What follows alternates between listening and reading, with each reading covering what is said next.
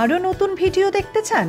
তাহলে অবশ্যই আজই সাবস্ক্রাইব করুন আমাদের ইউটিউব চ্যানেল সংবাদ বিশ্ব বাংলা।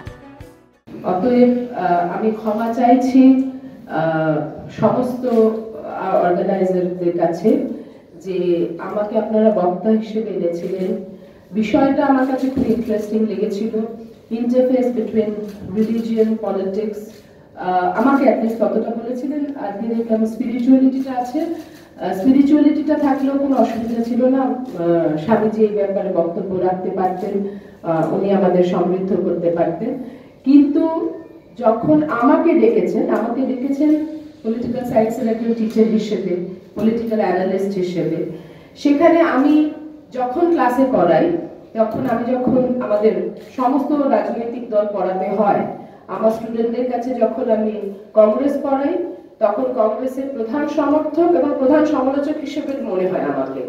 সেই রকম ভাবে আমরা একটা নিরপেক্ষ চোখ তৈরি করার চেষ্টা করি যে আলটিমেটলি প্রত্যেক মানুষের রাজনৈতিক বিশ্বাস তার নিজের বিশ্বাস। কিন্তু আমি এখানে এসে কথা বলবো, আমি যদি জেনে আসতাম যে এখানে কোনো রকম রাজনৈতিক রং লাগবে, আমার কোনো আপত্তি থাকতো না। গত 2-3 দিন ধরে মিডিয়াতে একটা ট্রায়াল চলেছে, আমি প্রত্যেকবার বলেছি না, এই সংগঠনের কোনো রাজনৈতিক রং নেই, আমাকে সেটাই বলা হয়েছিল। কিন্তু আমি আজকে এসে বুঝেছি যে এখানে রাজনৈতিক রং আছে, যেটা আমার কাছে কিন্তু একদম জানানো হয়নি। এই জায়গায় আমি দেখুন, আমি তো রাজনৈতিক জগতের লোক নেই, আমি টুইস্ট করে কথা বলতে পারি না। আমার খুব সোজাসাপটা কথা, সেটা আপনাদের ভালো লাগতে পারে, আপনাদের খারাপ লাগতে পারে। আপনাদের প্রত্যেকের কাছে এই জন্য মার্জনা চাইবো যে আপনারা এসছেন আমাদের থেকে কথা শোনার জন্য। কিন্তু আমি আবার বলছি যে আমার কথা বলার মতো মানসিকতাই নেই। তার কারণ হচ্ছে যে আমার কাছে বলা হয়েছিল যে এই সংগঠনটা চিন্তার উপাদান সংগ্রহ করে বিভিন্ন মানুষের কথার থেকে। আমাকে যদি কথা বলতে দেওয়া হতো একটা বিষয়ের উপরে, আমি সেখানে প্রত্যেকটা বিষয় নিয়ে কথা বলতে পারতাম। কিন্তু আমার মনে হয়েছে যে জিনিসটা গত 2-3 দিন ধরে মিডিয়াতে লেখা হলো, সেটাই অ্যাকচুয়ালি এস্টাবলিশ করে দিলেন আজকে আপনারা। এইটা আমার কাছে খুব দুঃখের। আমি ক্ষমা চাইলাম আপনাদের প্রত্যেকের কাছে যে আমি কথা বললাম না।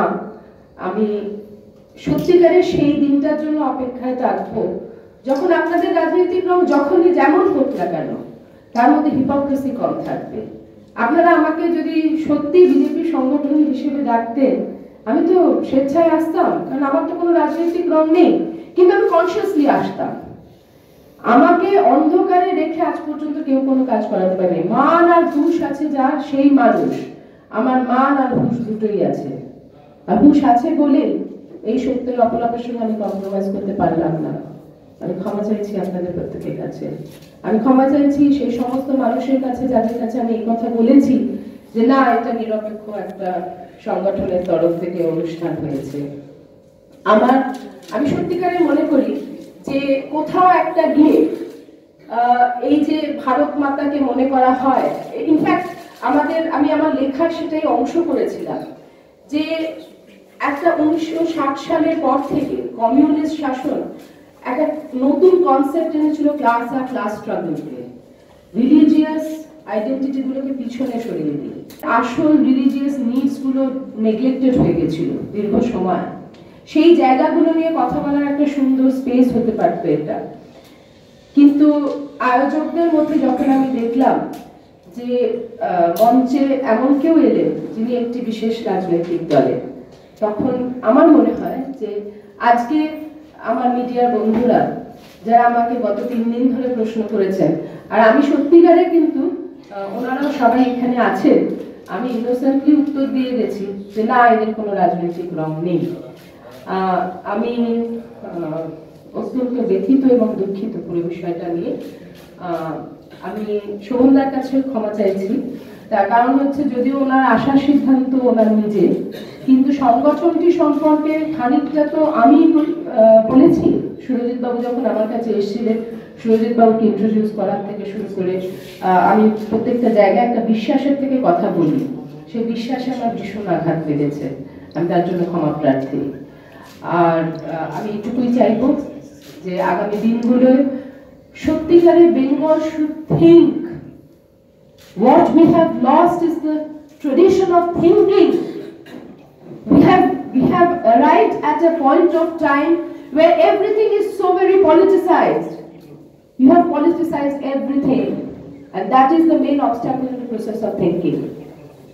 আমার মনে হয় যে আমার যা বলার ছিল, আমার যা ভেতরে ভাবাবে আমি স্পষ্টভাবে জানালাম। আমি উদ্যোক্তাদের কাছে কৃতজ্ঞতা জানাচ্ছি আর একবার যে আমাকে ওনারা মনে করেছিলেন, কিন্তু আমাকে কেন মনে করেছিলেন ওনাদের এখানে আমি সুবক্তা হতে পারি সেটা আমি এখন বুঝতে পারছি না। কারণ ওনারা আমাকে যদি একটুও চেনেন তাহলে ওনারা জানেন যে ব্যক্তি জীবন থেকে সামাজিক জীবন কোথাও আমি সততার সঙ্গে কম্প্রোমাইজ করি না। ধন্যবাদ।